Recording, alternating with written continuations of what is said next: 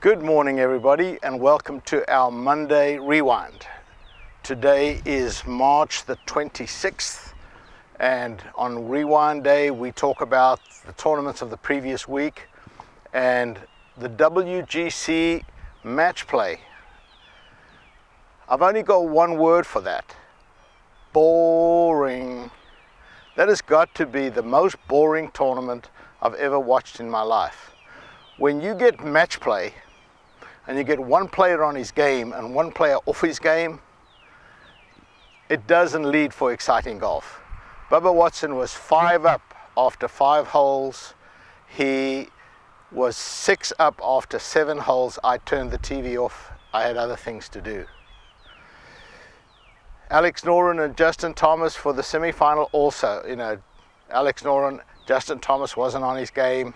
So there was nothing exciting to watch on the PGA this week. And it begs the question, do we still want to have match play? And for me, the answer is yes, I think we should. But I think the PGA needs to revisit the old match play. They used to be called the Piccadilly World Match Play.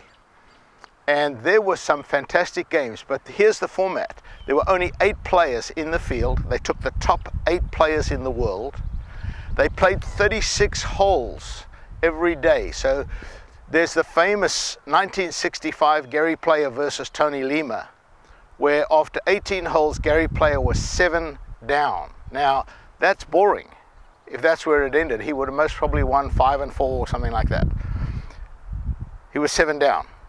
With 9 holes to play, he was still 5 down.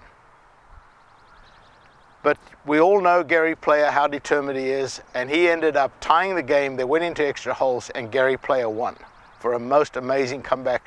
It's one of the most exciting matches I've ever watched. And if you want to see clips of that, go onto YouTube, just type in Gary Player versus Tony Lema, Champagne Tony Lema they used to call him, and you'll see how exciting some of these matches can be.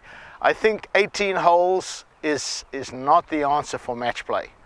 I think we have to go to 36 to make it exciting. I think Kevin Kistner, again, after 7 holes, he was pretty much, mentally he was gone. Whereas if there was 36 holes, he could have said, okay, I'm going to keep fighting. I can whittle away at that lead. So PGA, please visit the Piccadilly World Match Play format and let's see if we can do something more exciting. The exciting tournament was the LPGA. The LPGA Kia Classic, and there we had Yoon Hee Ji, who has won the 2009 Women's US Open, and it was a ding-dong battle between her and Christy Kerr over the last few holes. Standing on 14T, Lee Ji had a 1-stroke lead. She stood up, hole in one, bang. Suddenly a 3-stroke lead and a Kia car for the hole in one.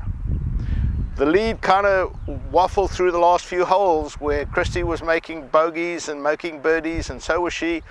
And G finally won by 2 and ended up winning another car. So she ended up winning 2 cars in the tournament, which is really cool.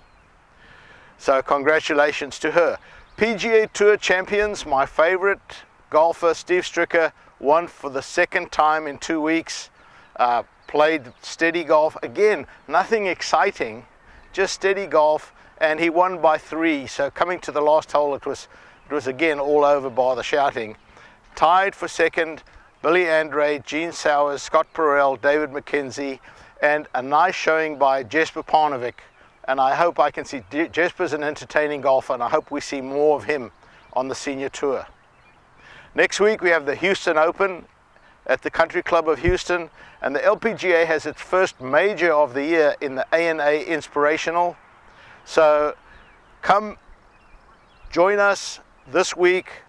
I'm going to switch up Tuesday. We're going to go back to, I'm going to leave Troubleshot Tuesday for a while. We're going to go back to Training Aid Tuesdays. I'm going to discuss some training aids that I think can help your game. I've got an interesting rules on Wednesday, Technical Thursday on the golf swing, Fitness Friday. We have Carolina Romero, who is phenomenal, talking about fitness, and then Short Game Saturday. Stay tuned.